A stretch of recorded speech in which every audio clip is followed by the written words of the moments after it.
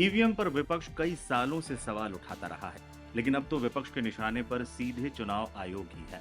संविधान के अनुसार देश में चुनाव प्रक्रिया का संचालन चुनाव आयोग करता है, उस पर निष्पक्ष और पारदर्शी तरीके से काम करने की अपेक्षा होती है।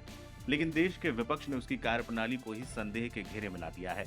बिहार में मतदाता सूची के एसआईआर की प्रक्रिया ने तो विवाद को अलग ही स्तर पर पहुंचा दिया। सुप्रीम कोर्ट ने एसआईआर पर चुनाव आयोग को ये तक आगाह कर दिया कि अगर एक भी गलती मिली तो पूरी प्रक्रिया को ही रद्द कर दिया जाएगा। इससे साफ है कि चुनाव आयोग पर विश्वास की नींव कमजोर हुई है। अब इस विश्वास को बढ़ाने की दिशा में चुनाव आयोग ने कुछ कदम उठाए हैं और बिहार चुनाव से इसकी शुरुआत होने जा रही है। बिहार में चुनाव आयोग की तारीखों की घोषणा अक्टूबर में किसी भी समय की जा सकती है। बिहार विधानसभा चुनाव से इसकी शुरुआत होने जा रही है। चुनाव आयोग ने बुधवार को ये जानकारी दी।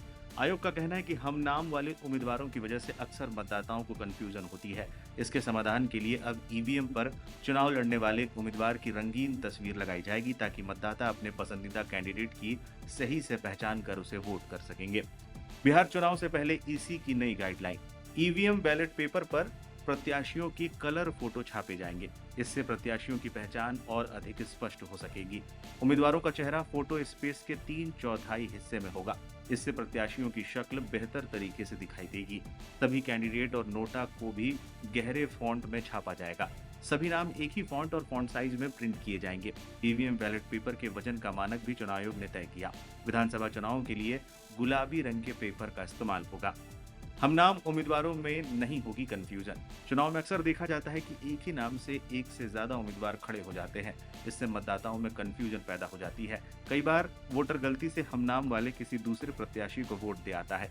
इस समस्या से निपटने के लिए चुनाव आयोग ने प्रत्याशियों की कलर फोटो ईवीएम पर छापने का फैसला किया है ताकि मतदाता अपने प्रत्याशी का नाम और चुनाव चिन्ह के साथ उसके चेहरे को देखकर सही तरीके से वोट कर सकें। बिहार में अगले महीने विधानसभा चुनाव की घोषणा संभव है।